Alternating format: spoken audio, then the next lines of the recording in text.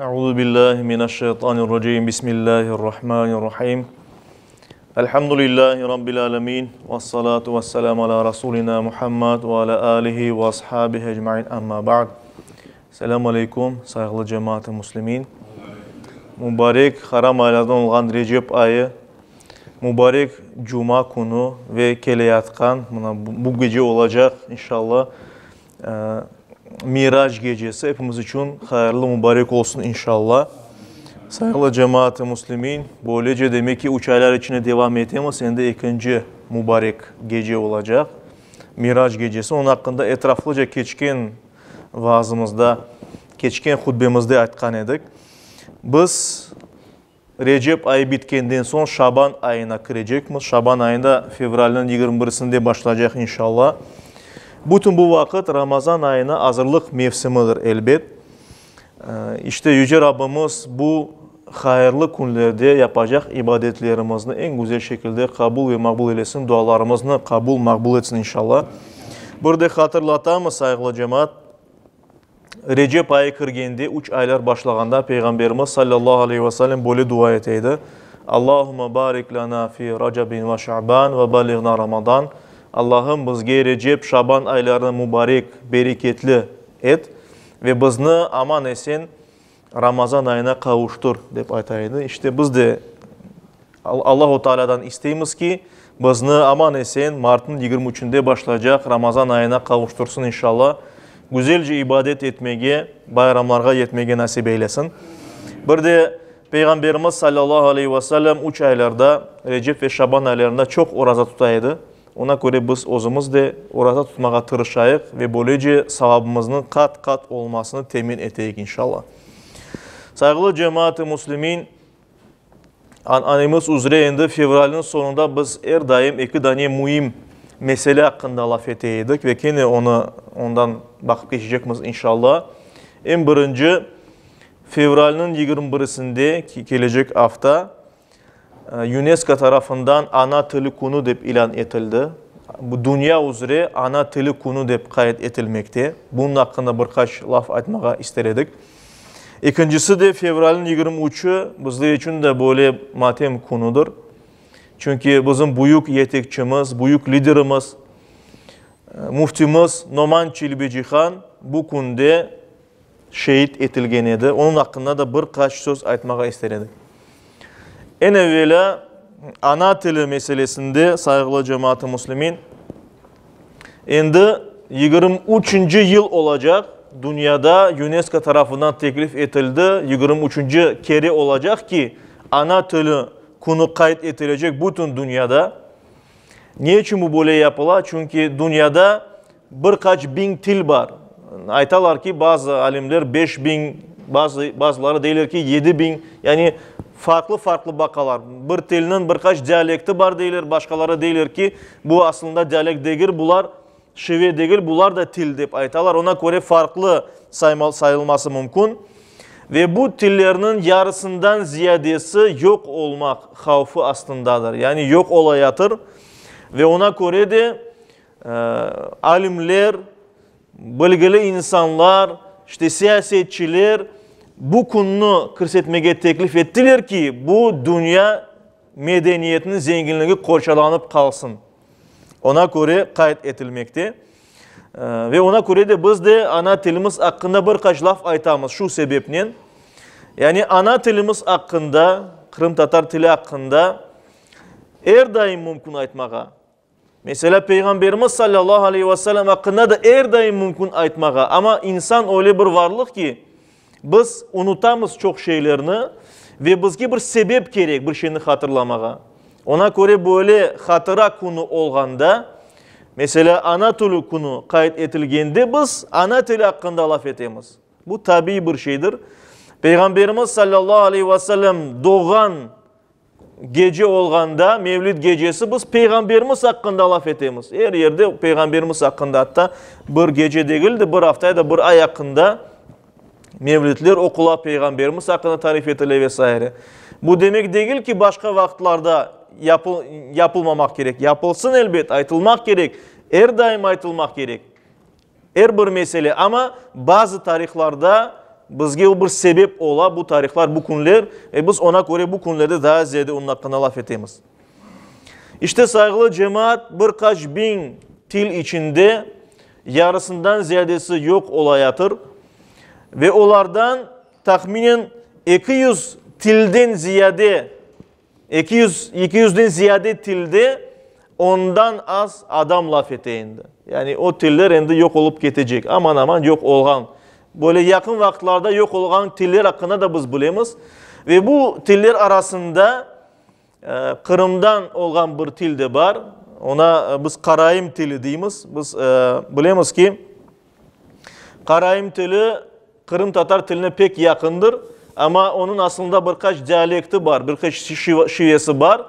Mesela Litva'da olan Karayim tilinin şivesi var, o biraz fark etti. Ve ona göre onu ayrı bir til olarak sayarlar ama aslında o da Kırım Tatar tiline oşağan, bayağı oşağan bir tildir, Türkiye bir til. Ve onda aytılğanğa göre birkaç adam laf etmeye bilgen birkaç adam kaldı. Onlar da Kırım'da yaşa ya da yaşama endi biz onların bilmeyimiz. Belki de onların endi hayattan da ketkenler. Şu tiller arasında havf tübünde olan tiller arasında büyük halkların tilleri bile kiri. Mesela Çeçen tilinden de kiri. Ya da mesela Hindistan'da India degen devlette yaşayan 100 milyonlarca halklar var. Öyle büyük halklar var ama onların tilleri de yok olup havfı tübünde yok olacak derecede. Niye için? Çünkü onlar taraflama inkişaf etmeyler. Bir tilinin saklanıp kalması için ne gerek saygılı cemaat? Laf etkenlerinin sayısından ziyade tilinin nesilden nesile geçmesi. Yani ballarının şu tilini öğrenip şu tilde laf etmesi daha sonra öz bağlarına onu aşılamasıdır. Ve biz endi göremiz saygılı cemaat, bizim tilimiz de Kırım Tatar tili birçok til gibi yok olup havfı tübünde aslındadır. Niye için? Çünkü bizim bağlarımız, uygun nesil belki de ana tilimizde en bayağı anlay, nasıl da olsa laf eti ama kiçkenelerimiz, bağlarımız endi Kırım Tatarca bilgenlerinin sayısı pek az oldu. Ve ona göre de bu keskin turgan bir meseledir elbet. Dinimiz noktayı nazarından ona bir kıymet kesecek olsa, Yüce Rabbimiz Kur'an-ı Kerim'de Hucurat suresinde bizge böyle buyuruyor ki,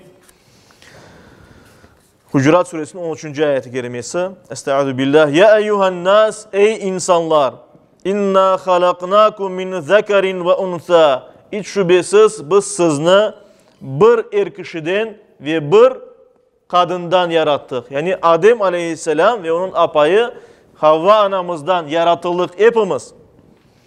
Ve cealnakum şuuban ve kabaila. Ve biz sizni halk, kabile yaptık diye Allahu Teala. Yani Allahu Teala öyle yarattı ki insanlarını. Onlar böyle bir bütün değil, ayrıla halklarga, kabilelerge, korantalarga vesaire.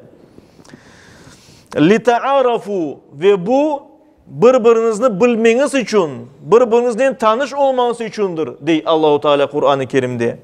İnne akramakum indallahi etkakum ve hiç şüphesiz Allah katında en güzeliniz Allah'tan en ziyade korkanınızdır diye Yüce Rabbimiz.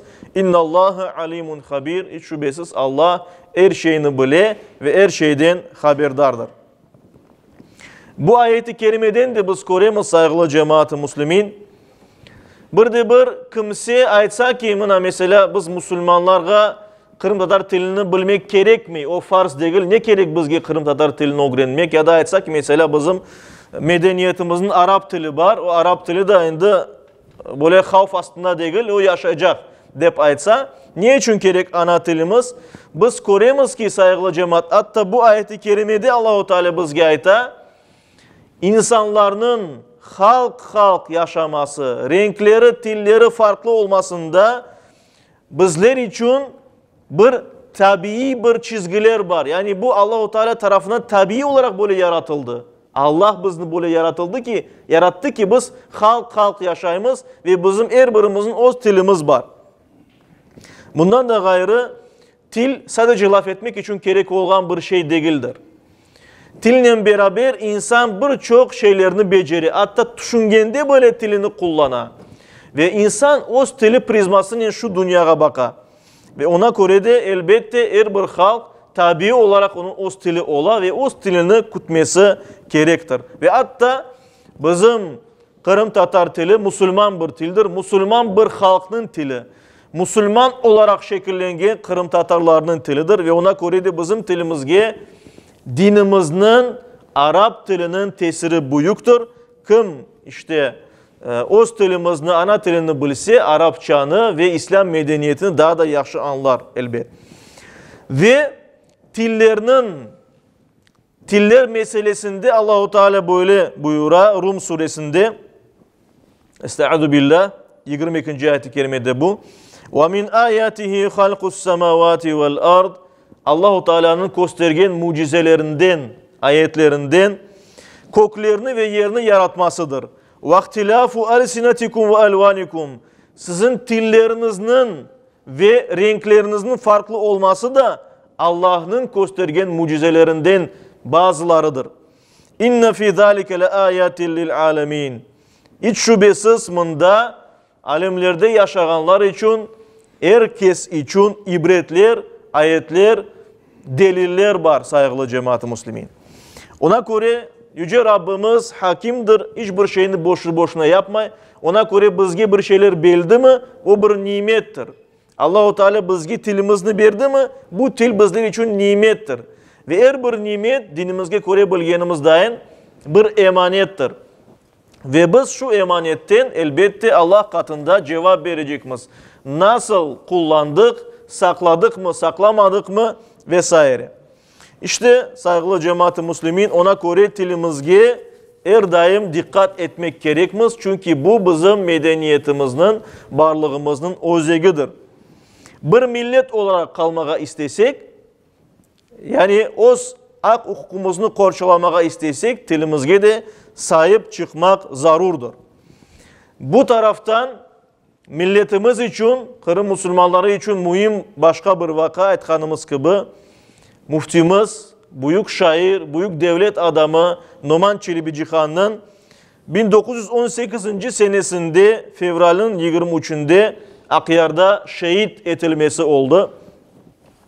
Biz bilemiz Noman Çelebi-Cihan hem Kırım, hem Litva, hem Akrusya yani Belarus, hem de Polşa'nın, Lehistan'ın muftisi saylangan edi birinci kurultayda. O vakit birinci kurultay toplanganda bütün bu yerlerden delegatlar, vekiller kelgen edi ve hem mufti hem Kırım Cumhuriyeti'nin reisi olarak saylangan edi Noman Çelebi-Cihan, hem de aynı vakitte büyük bir şair, büyük bir yazıcı edi. Hatta onun yazgan şiirlerinden biri Antetkelmen şiiri bizim halkımızın gimni oldu. İşte Noman Çelebi-Cihan 1885. senesi Cankoy rayonunda, şimdiki Cankoy şehri yanında Büyük Sonak degen bir koyda dünyaya geldi. Şimdi bu koy yok dep aytılı ama ona yakın başka koy var ve anda hatta onun ev müzeyi var. Doğdu Noman Çelebi-Cihan imam korantasında, onun babası imamlık vazifesini de beceriyordu ve ziyalı ve varlıklı bir korantaydı. Gelecek mufti Noman Çelebi-Cihan okudu Kırım'da, en evvela Akçora köyünün medresesinde, daha sonra Zincirli medresesinde okudu, daha sonra Ali Okuv tahsilini almak için İstanbul'a gitti, Türkiye'ye. Yani o vakit Türkiye değil de Osmanlı Devleti deyip aytılaydı. İşte İstanbul üniversitelerinde okudu. Hem adliye hem ilahiyet. Yani hem din okuvunu bitirdi fıkıh tarafından, İslam hukuku. Hem de bilgenimiz işte jurisprudensiya, adliyeni okup bitirdi. Daha sonra anda okuganda başka Kırım'dan kelgen talebelerle böyle bayağı bir hareket yapkan ediler, cemiyet kurgan ediler, meraklana ediler, siyasetle, cemaatçılık hareketlerinin vesaire ve bayağı tecrübe kazangan ediler. Ondan sonra kayıttı Kırım'a Noman Çelebi-Cihan ve Kırım'dan aman ketti, okuşunu devam etmek için Sankt Peterburg şehrine ve anda da bir yıl okudu. adliye üzere, yani jurist olarak okumaya devam etti. Ama o vakit biz bildiğimiz gibi cenk başladı. Birinci Dünya Cengi ve bunu fırsat bilip Kırım'da keregim deyip bir yıl okuvunu bitirgenden son Kırım'a kayıttı Numan Çelebi-Cixan ve başladı o faaliyetini yapmaya, cemaatçılık tarafından, siyaset tarafından, din tarafından ve işte o vakit cenk sırasında endi her tarafta inkılap başlaganda, Rusya imperiyasında anarxiya başlaganda Kırım'da Numan Çelebi-Cixan ve onun savdaşları Müslümanlarını, Kırım Tatarlarını birleştirmek için başladılar hareket etmeye. Mususspalkom toplaganlar, daha sonra birinci kurultay toplanan idi, daha sonra Kırım Halk Cumhuriyeti kurulgan idi vesaire. Ve bu faaliyet esnasında onu birkaç kere hapske algan ediler. Birinci kere eğer bir cemaat böyle çıkkandan son onu endi mecbur oldular kaldırmağa, serbest bırakmağa. Ama daha sonra işte Sivastopol şehrinde, Akhyar şehrinde matroslar çok olan yerde anda bir demek anarkist degen bir hareket var idi. İşte onlar ikinci kere Numan Çelebi-Cixan'ı 1918. senesi hapske aldılar ve bir türlü onu andan yibermediler ve ona göre de aman aman bir ay hapiste tutkandan son fevralın 23'ünde onu ve daha birkaç insanını öldürdüler. Kurşunğa tizdiler ve aytılganğa göre bedenlerinde Karadeniz'e taşlaganlar ve böylece şanlı muftimiz öz canını halkı için verdi. Biz bilemiz ant etken şehrinde o ant eteydi. Yemin eteydi ki halk için yaşamaya, halk için ölmeye ve şu sözünü yerine getirdi. Birçok insanlar komünistler kele, anarkistler kele deyip Kırım'ı terk etmeye mecbur oldular canlarını kurtarmak için. Numan Çelebi-Cixan ise öz vatanda kalmaya, sonuna kadar halkıyla beraber kalmak için, hareket etmek için söz verdi ve bu sözünü yerine getirdi ve sonunda bu onu işte böyle ölümge alıp vardı. Ve biz dinimiz tarafından bilemiz ki saygılı cemaat-i Müslümin Allah için canını vermek niyetinin yolga çıkan bir kimse canı bergende şehit olarak yazılır ve Allahu Teala onlarını nimetlendirir. Kur'an-ı Kerim'de buyurulgan üzere şehitlerge ölüler deyip aytmanız. Şehitler Allah yanında her daim rızıklarını alalar, nimetlendirirler deyip buyurula Kur'an-ı Kerim'de. İşte Numan Çelebi-Cixan büyük bir insan idi. Dinimizni yaxşı bilgeni hakkında tarif etili ve buna göre de tahsilde reformalar yapkanı bildirili. Mesela biz bilemiz ki Mususspalkom toplanganda, daha sonra Kırım Halk Cumhuriyeti toplanganda birinci meclislerinde alınan en birinci kararlardan birisi ne oldu? Zincirli medrese yanında İsmail Gasprinski tarafından faaliyetinin kurulgan yanı zincirli degen bir bina var idi. Şimdi de o var. Güzel bir mektep-i Rüşdiye anda açılgan idi. Güzel bir mektep açılgan idi Gasprinski vaktinde. Ve işte Numan Çelebi-Cixan ve savdaşları algan en birinci kararlarının şu binada İslam İnstitutunu kurdular. Mengli Geray adına İslam İnstitutunu kurgan ediler. Ona göre de elbet bizler de onun izinden ketmektemiz ve inşallah niyetimiz var. Müftülük olarak şu yerde Kennedy'de özümüz için, halkımızın geleceği için böyle bir İslami İnstitut açmaya Allah-u Teala bu ve başka hayırlı bütün niyetlerimizge yetmeye nasip eylesin inşallah. Bizler için pek mühimdir bu elbet. Yani bizim dinimizin tiklenmesi için, halkımızın şu vatanın sahibi olması için dinimizni öğrenmek şart. Buna göre bizim medresemiz çalışa. Her bir insan öz bağışıklarını, torunçuklarını medreseye vermesi mümkün. Kalay medresesi alada kunumuzda çalışa ve inşallah gelecek yıldan anda talebelerimizni vermek mümkün. Ama bununla beraber medreseden sonra okuyacak bir yurt, Ali okuv yurtu gerek ve o da inşallah açılır Allah nasip etse. İşte saygılı cemaat-i Müslümin, bu iki mevzu noktayı nazarından ana dilimizge sahip olmak, tamirlarımızdan uzak gitmemek ve Numan Çelebiçikan'ın peşinden ketip dinimizni tiklemek meselesinde ve halkımız için fedakarlık göstermege, yani kolumuzdan gelgeni kadar hareket edip hem özümüz için, Kur'an'ımız için hem de halkımız için, Kırım Müslümanları için bir şey yapmaya çaremiz olsa yapmak gerekmez ve hatta böyle çarelerini kıdırmak gerekmez. İşte Yüce Rabbimiz her birimizge bu yolda olmaya nasip eylesin. Hatırlayık ki saygılı cemaat-i Müslümin, bizni mankurt olmaktan, asimilyasiya olmaktan kurtargan en büyük amil, en büyük faktör, sebep bu bizim dinimizdir. Ona göre dinimizge sımsık sarılayık, Müslümanca yaşayık, Müslüman olarak son nefesimizni bereyik ve dinimizni evlatlarımızga aşlayık.